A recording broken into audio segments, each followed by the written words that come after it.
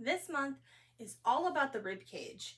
So we're doing a lot of side bending, some twisting, different ways to work the muscles surrounding the ribs and to get the intercostals involved as well. The muscles that crisscross, there's internal and external, and they lie between the actual rib bones. So today we're going to talk about extended side angle. So as we come into our pose here, I like to line up my heel on my front foot and the arch of my back foot. Now, if this is a new pose for you, it may be helpful to put the back foot against the wall. So we're going to come into this and really finding some balance here before we even start moving into the pose. So we'll roll the shoulders down and back. So we're going to start with the hand on the forearm on the thigh. And then as we bring this arm over, stop where you find restriction instead of just coming into the full extension here. So maybe it's here, and we're really grounding down through the outside edge of this foot, and see if you notice a difference there.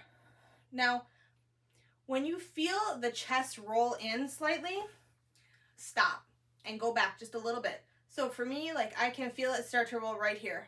Now the stretch feels good.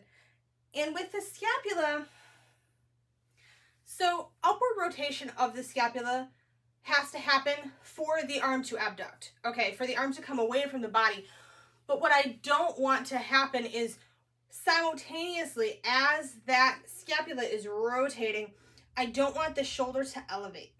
So this movement I'm good with, this movement I'm not. And when we restrict that movement, it's going to restrict this movement a little bit.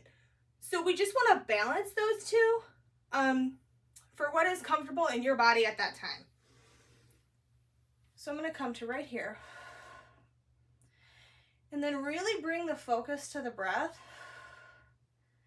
And see if we can find some more opening in the rib cage here.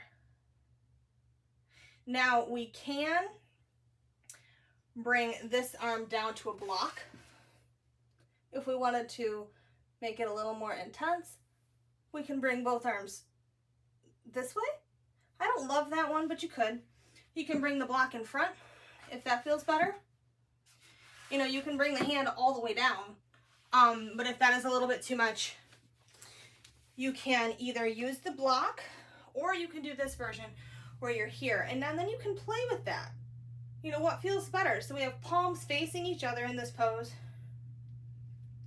We're engaging through this hip, these glutes, and you're going to be different on both sides. But it's a really nice way to open the side of the body a little more intensely. So I'd make sure that you've warmed up before you really dive in and start exploring the pose.